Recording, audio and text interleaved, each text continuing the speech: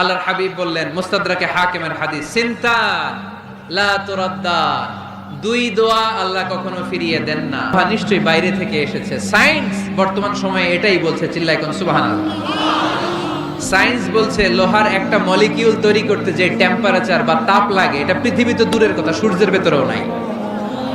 1 কোটি ডিগ্রি সেলসিয়াসের তাপমাত্রা ছাড়া লোহার কোনো অণু পৃথিবীতে তৈরি হওয়া সম্ভব না। চিল্লায় বলো ঠিক কিনা? এত বেশি তাপমাত্রা সৌরজগতের সব গ্রহ নক্ষত্রের তাপমাত্রা একসাথে মিলালেও চলবে না। তার মানে কোরআন যা বলেছে আর সায়েন্স যা বলেছে মিল আছে না নাই? এরপরে কোরআন পাহাড়ের ব্যাপারে বলেছে, ওয়াজআলনাল জিবালা আওতাদা, আমি পাহাড়গুলোরে পেরেকের মতো জমিনে ঢুকিয়ে দিয়েছি। সুবহানাল্লাহ। তাহলে পাহাড়কে আল্লাহ তাআলা পেরেকের সাথে তুলনা করলেন। কিসের সাথে? পেরেক চিনেন? কাঠের ভিতরে ঢুকে না, দেয়ালে ঢুকে। তাহলে আল্লাহ পাহাড়গুলোরে বললেন পেরেক। আচ্ছা, পেরেক যখন আমরা কাঠের ভিতরে ঢুকাই, পুরো পেরেকটা কাঠের ভিতরে ঢুকে যায়, উপরে শুধু কি থাকে? মাথাটা থাকে, ঠিক কিনা? তার মানে আমরা যে পাহাড় দেখতে পাচ্ছি এটা পাহাড়ের মাথা। পুরো পেরেক যেমনি কাঠের ভিতরে, পুরো পাহাড়টা আছে মাটির ভিতরে। চিল্লায় পড়ি আল্লাহু আকবার। জমিনে আমরা দৃশ্যমান এই পৃথিবীতে খালি চোখে যে পাহাড় দেখতে পাই, এটা আসল পাহাড় না, এটা পাহাড়ের মাথা। যেমনি পেরেক যখন কাঠের ভিতরে ঢুকে দেই, পুরো পেরেকটা কাঠের ভিতরে ঢুকে যায় কি যায় না? পেরেক নিয়ে যখন আমি হাতুড়ি দিয়ে মারলাম, পুরো পেরেকটা কই যায়? কাঠের ভিতরে, তাই না? তার মানে খালি চোখে যে পাহাড় দেখি, এটা পেরেকের মাথা যেমনি একটু দেখা যায়, এটা পাহাড়ের মাথা। আসল পাহাড় মাটির ভেতরে, উপরে যদ্দূর দেখা যায় তার কমসে কম 10 গুণ পাহাড় মাটির ভিতরে রেখে দিয়েছে কে? এজন্য আল্লাহ উপমাটা, মেটাফরিকটা এইভাবে দিলেন, ওয়াজআলনাল জিবালা আওতাদা, এই পাহাড়কে, মাউন্ট এভারেস্টকে, আলাস্কা পর্বতমালাকে, আল্পস পর্বতমালাকে, এই গারো পাহাড়কে, এই কেউকারাডাঙ্গার তাজিংডং বিজয়কে আমি পাহাড়ের মতো জমিনের মধ্যে গেড়ে দিয়েছে। চিল্লায় পড়বো সুবহানাল্লাহ। আবার আল্লাহ বললেন, ওয়ামিনাল জিবালি জুদাদুম বীদু ওয়া হুমরুম মুখতালিফুন আলওয়ানুহা ওয়া গরাবিবু সুদ, পাহাড়ের মধ্যে কোন পাহাড় আমি বানিয়েছি ধবধবে শুভ্র সাদা, কোন পাহাড় আমি বানিয়েছি রক্তিম লাল, কোন পাহাড় আমি বানিয়েছি কুচকুচে কালো। 3 কালারের পাহাড়। কয় কালারের? মৌলিকভাবে ধবধবে শুভ্র সাদা পাহাড়, অথবা রক্তিম লাল পাহাড়, অথবা কুচকুচে কালো পাহাড়। আপনি পৃথিবীর পাহাড়গুলো নিয়ে যদি গবেষণা করেন, বিভিন্ন রঙের পাহাড় আপনি দেখবেন। আমি তো পৃথিবীর অনেক জায়গায় পাহাড় দেখেছি। মিশরে আমি তুর পাহাড়ের চূড়ায় উঠেছি। ওখানে যেখানে মুসা আলাইহিস সালামের কাছে আল্লাহ নূরের তাজাল্লি দিয়ে ফোকাস করেছেন, পাহাড়টার নাম তুর পাহাড়। 2 বার আমি উঠেছি এটার চূড়ায়। উঠতে আমার অনেক কষ্ট হয়েছে। ওখানে উঠে ফজরের সালাত পড়ে আমি খেয়াল করে দেখলাম তুর পাহাড়ের আশেপাশের পাহাড়গুলো কোনোটা খয়েরি, কোনোটা কালো, কোনোটা লাল, কোনোটা ধূসর। আল্লাহু আকবার। এক এক পাহাড়কে এক এক রং দিয়ে তৈরি করলো কে? পৃথিবীতে চায়না নামে একটা দেশ আছে না? চায়না একটা শহর আছে গানজু। কি নাম? আজকে যে গুগল করবা, the গানজু city located in China, চায়নাতে অবস্থিত গানজু শহরে একটা পাহাড় আছে। এই পাহাড়ের নাম রেইনবো মাউন্টেন। কি নাম? মানে রংধনুর পাহাড়। রংধনুর কয় রং? সবাই কন, আরো জোরে। 7 রং না? আমরা ছোটবেলায় মুখস্থ করতাম, বেনিয়া সহকলা, বেনিয়া সহকলা।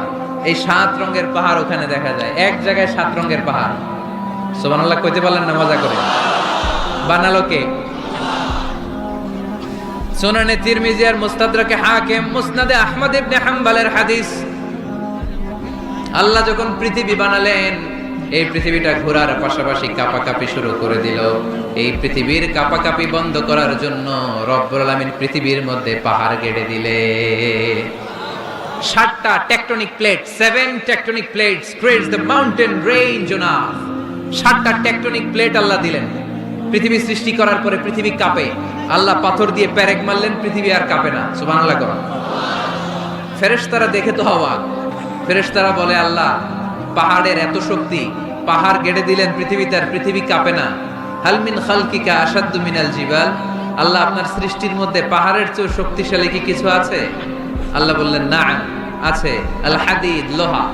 লোহা পাহাড়ের চেয়ে শক্তিশালী, কারণ লোহা পাহাড়ে মারলে পাহাড় ভেঙে যায়, ঠিক কিনা? ফেরেশতারা আরো অবাক, লোহা এত শক্তিশালী। হাল মিন খালকিকা আশাদ্দু মিনাল হাদিদ। আল্লাহ, তাহলে লোহার চেয়ে শক্তিশালী মনে হয় কিছু নাই, আছে? আল্লাহ বললেন নাআম, আছে। আন্নার, আগুন, কারণ আগুনের মধ্যে লোহা ফেলে দিলে লোহা গলে যায়, ঠিক কিনা? ফেরেশতারা তো আরো অবাক। ফেরেশতারা বলে তাই নাকি? আগুন এত শক্তিশালী, তো হাল মিন খালকিকা আশাদ্দু মিনান নার। আল্লাহ, আপনার সৃষ্টিতে আগুনের চেয়ে শক্তিশালী কিছু আছে? আল্লাহ বলে আছে। আলমা, পানি, কারণ আগুনের মধ্যে পানি ঢাললে আগুন পাওয়া যায়। ফেরেশতারা তো এবার আরো অবাক, পানি এত শক্তিশালী। হাল মিন খালকিকা আশাদ্দু মিনাল মা, আপনার সৃষ্টিকুলের মধ্যে পানির চাইতে শক্তিশালী কি কিছু আছে? আল্লাহ বলে আছে। সেটা আবার কি? আল্লাহ বলে আর রিহ, বাতাস। বাতাস যখন সাগরের পানির মধ্যে উচ্ছ্বাস মারে তখন এটা জলোচ্ছ্বাস হয়ে যায়, ঠিক কিনা? বাতাসের ধাক্কায় পানি জলোচ্ছ্বাস হয়ে এক জায়গা থেকে আরেক জায়গায় যায়। আল্লাহ বললেন পানির চাইতেও শক্তিশালী সৃষ্টি আমার আছে, ওইটার নাম বাতাস। ফেরেশতারা অবাক হয়ে আবার জিজ্ঞেস করে, আল্লাহ, আপনার সৃষ্টিকুলের মধ্যে বাতাসের চাইতেও শক্তিশালী কিছু আছে কিনা বলে। আল্লাহ বললেন আছে। বাতাসের চাইতেও শক্তিশালী হলো আমার আশরাফুল মাখলুকাত, মানুষ শক্তিশালী। ওই মানুষ, যে মানুষ গোপনে দান করে।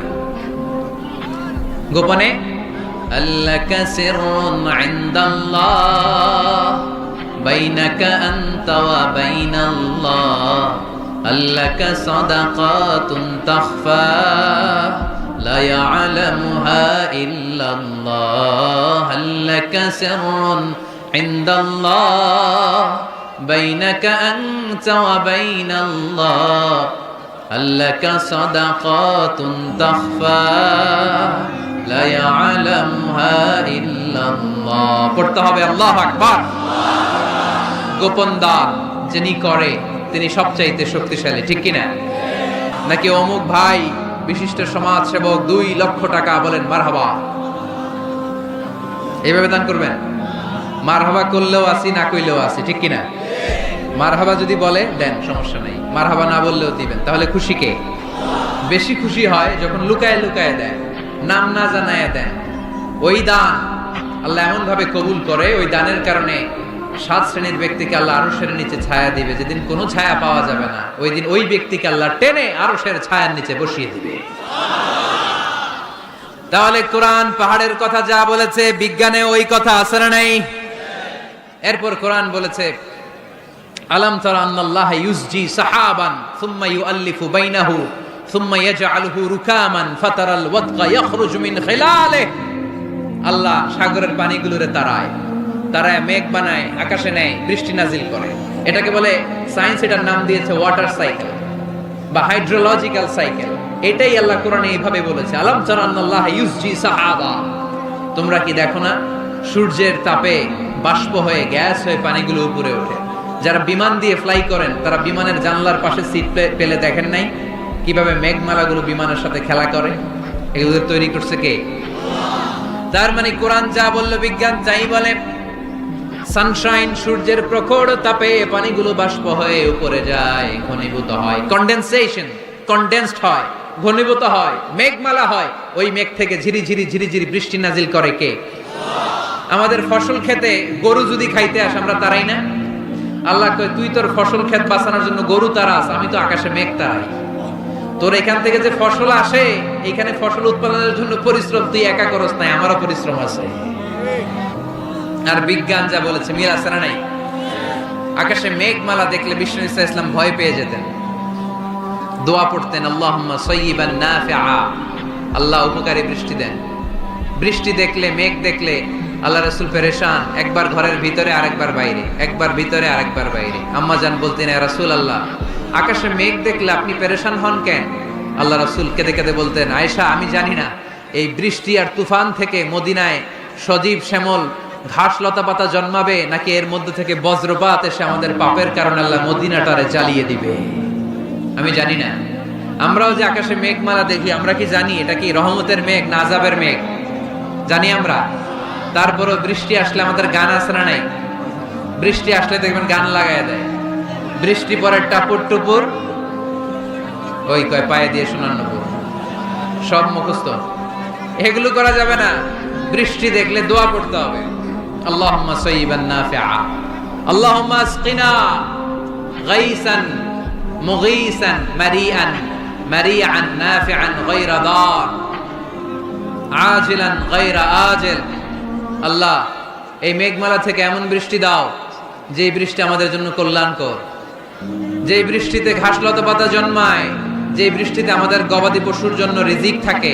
কল্যাণকর বৃষ্টি দাও আল্লাহ, ক্ষতিকর বৃষ্টি দিও না, তাড়াতাড়ি দাও, দেরি করো না। চিল্লায় পড়েন আমিন।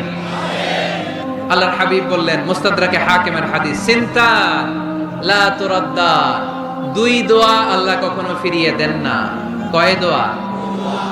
এক হচ্ছে ইনদান নিদা, আজানের পরে যে দোয়াটা করা হয়, আজান আর একামতের মাঝখানে দোয়া, আজানের সময় দোয়া, এই দোয়া আল্লাহ ফিরিয়ে দেয়, একটা গেল। দুই নাম্বার হচ্ছে তাহতাল মাতার, বৃষ্টির নিচে দাঁড়িয়ে দোয়া করলে ওই দোয়া কবুল করে কে?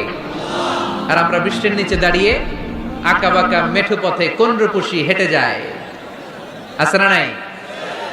বৃষ্টি আসলে আমরা ভাবুক হয়ে যাই, দরজা জানলা বন্ধ করে দিয়ে অনেকে গান বাজনা ছেড়ে দেয়, হিন্দি গান লাগায় দেয়। তো জন্য বৃষ্টি নাজিল হলে আমরা যেন আল্লাহর কাছে দোয়া করি।